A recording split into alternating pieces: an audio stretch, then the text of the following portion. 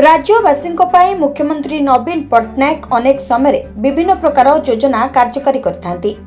पिलामानक पाठपढ़ा ठारू आरंभ करी चाषी मानकु कालिया योजना, राशन कार्ड धारी बिजु स्वास्थ्य कार्ड योजना, गाँ गाँ को लक्ष्मी बस योजना आदि अनेक योजना करछंती।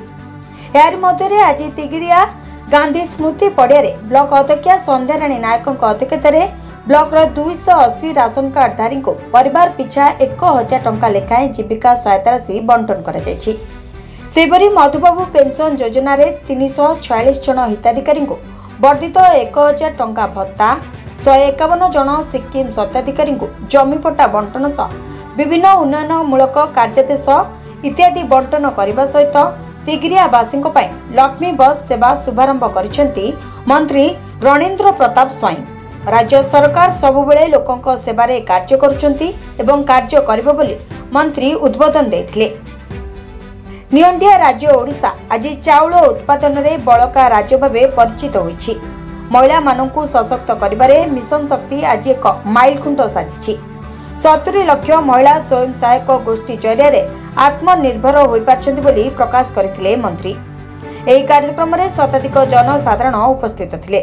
151 पट्टा आम आज बांटिलु आहरी 1100 पट्टा अच्छी जो मैंने केवे स्वप्न भावी नथिले कथा नवीन बाबू करके देखले तेणु सत्व पाइले माने स्वाधीनता परठारु केवे पाई नथिले तेणु एभली गोटे नुआ जिनस जोटा सरलीकरण करागला आईन को संशोधन करागला से न्याय प्रदान करागला।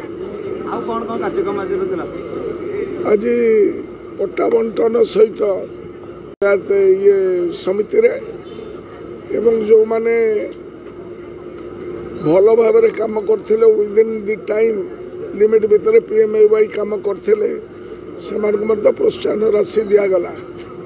ता छड़ा 1000 टंका हिसाब रे समस्त हिताधिकारी माने जो मान को अखा बैग दिगला एवं स्टेशन स्ट्रेन थेबारु 1000 टंकार प्रोत्साहन दिगला। आठगढ़ हिमांशु शेखर स्वाई रिपोर्ट संस्कार टीवी।